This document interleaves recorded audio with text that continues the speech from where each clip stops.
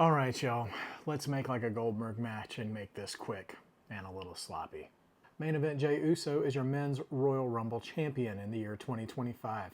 And I've seen a fresh amount of brand new hate for Mr. Yeet crop up since his victory. So I want to take just a few minutes to disrupt common criticisms being hurled at main event Jey Uso. Number one, let's just call it the whatabouts. This was a really stacked Royal Rumble, and I'm hearing a lot of, well, what about CM Punk? What about Roman Reigns? What about John Cena? Guys, there's 2.5 months till WrestleMania, and all those other people I just mentioned are about to get tied up in the Elimination Chamber together. Would you rather pluck one of those out and just have him on a course to WrestleMania already? Or continue what is clearly a good cooking angle happening right now? Also, a lot of these same whiners and complainers are not recognizing that WWE has now solidified a new main eventer in winning the Royal Rumble. You don't just eliminate John Cena at the end of the Royal Rumble and not move up a peg on the roster. Something that WWE gets criticized about is not making enough new stars like they did in the Attitude Era. And here they are giving us a new one, probably the most cemented next level star since Drew McIntyre in 2020. And people are big mad about it. Decide what you want. Second, it ruins the WrestleMania main event. I've seen a lot of jokes about, oh, imagine Jey and Gunther main eventing WrestleMania. You know, implying that better matches are being robbed of taking its place. Now, I'll agree that I don't think Jey and Gunther is worthy to main event WrestleMania this year with the caliber of feuds that are going on right now. But suggesting that just because Jey won the Royal Rumble, that that's already going to be booked to close out WrestleMania 41 is dumb. The Undertaker, Sheamus, and Randy Orton, among others, have won Royal Rumbles, gone on to their title match at WrestleMania, and not main evented. So there's precedent for that, so I don't know why we're assuming that's going to happen now. Last but not least, the most consistent criticism I'm seeing about Jey Uso is that he's a mid-wrestler who's just a catchphrase, and a bonus criticism, how come they're pushing Jey but not pushing LA Knight? So let's get into that, shall we?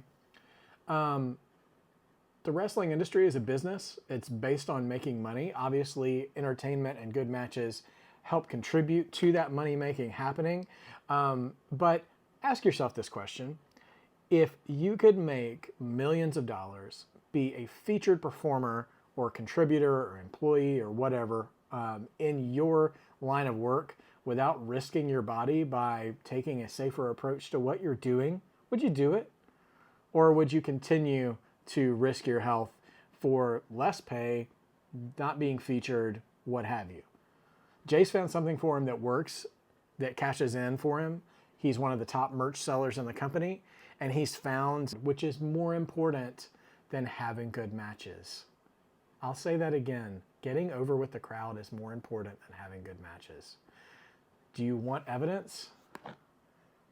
This very unpopular man on the middle of this lunchbox was involved in the main event of the first 9 WrestleManias with a limited in-ring skill and could be accused of being nothing but catchphrases.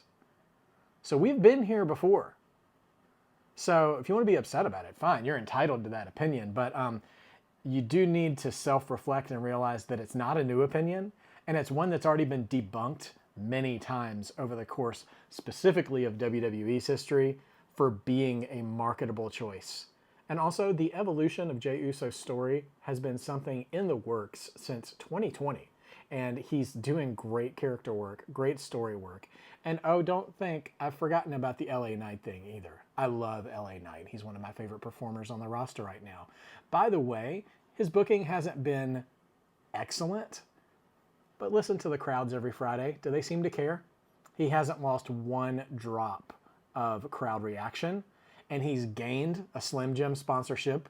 He's won and lost a U.S. title, and also wrestled Roman Reigns for the world title at last year's Royal Rumble and was protected in the finish. So maybe he's not as buried as you think he is.